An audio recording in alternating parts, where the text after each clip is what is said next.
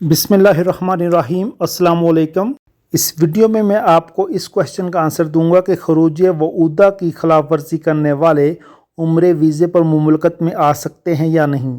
سعودی عرب سے خروج یعنی ایگزٹ دو طرح کا ہوتا ہے، ایک پرماننٹ جسے خروج نہائی کہتے ہیں اور فائنل ایگزٹ بھی اسے کہا جاتا ہے، اور دوسرا ایگزٹ ری انٹری ہوتا ہے جس میں اپنے ملک میں جانے کے بعد دوبارہ واپس آ سکتے ہیں، اسے خروج وعودہ بھی کہا جاتا ہے، اور یہ خروج وعودہ مخصوص دنوں کے لیے لگایا جاتا ہے اور اس کی فیس ہوتی ہے مہینے 2 مہینے کے حساب سے۔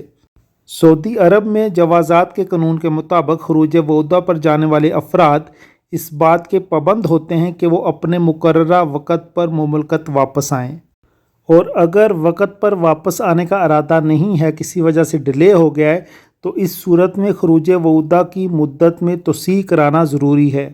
خروج وعودہ کی خلاف ورزی کے حوالے سے جوازات سے ایک سوال پوچھا گیا تھا کہ 2 برس قبل خروج وعودہ پر گیا تھا، واپس نہیں آیا، کیا اب عمرے ویزے پر مملکت میں آیا جا سکتا ہے؟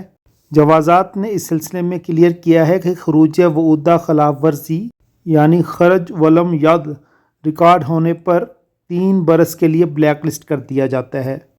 اس دوران کسی بھی دوسرے ویزے پر مملکت میں نہیں آ سکتے، البتہ سابق اسپانسر کی جانب سے جاری کیے گئے نئے ویزے پر ممنوعہ مدت کے دوران آنے کی اجازت ہوتی ہے، یعنی پہلے والا یا پرانا کفیل ہی واپس کام پر بلائے تو پھر ہی وہ مملکت میں آ سکتا ہے، ادروائز وہ 3 سال تک کسی بھی طرح کے ویزے پر مملکت میں داخل نہیں ہو سکتا۔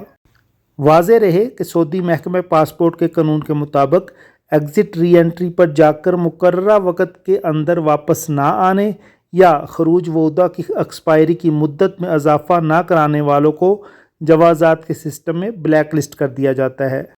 پھر ایسے افراد جنہیں خروج وعودہ کی خلاف ورزی پر بلیک لسٹ کیا جاتا ہے وہ 3 برس کے لیے کسی بھی ویزے پر مملکت نہیں آ سکتے۔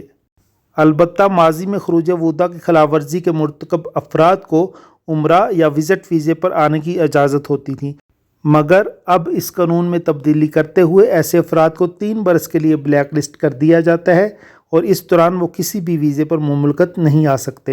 ایسے غیر ملکی جنہیں 3 برس کے لیے بلیک لسٹ کیا جاتا ہے وہ اگر ممنوعہ مدت کے دوران مملکت آنا چاہیں تو انہیں اس بات کی اجازت ہوتی ہے کہ وہ اپنے سابق کفیل یعنی اسپانسر کی جانب سے جاری کرائے گئے دوسرے ورک ویزے پر ہی مملکت میں آئیں۔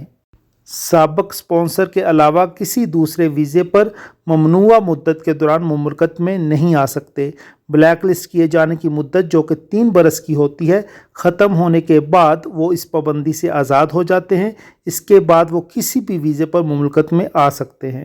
امید ہے خروج وعودہ کے بعد عمرہ ویزے پر آپ کا یہ پوائنٹ کلیئر ہو گیا ہوگا اور آپ کو یہ ویڈیو پسند آئی ہوگی۔ اس کا اظہار لائک کے بٹن کو پریس کر کے کیجئے اور اس انفارمیشن کو ان سے بھی شیئر کیجئے جسے ایسی انفارمیشن کی تلاش ہے۔ ایسی مزید معلومات کے لیے چینل کو سبسکرائب یا فالو کرنا بھی مت بھولیے گا۔ جزاک اللہ۔ اللہ حافظ۔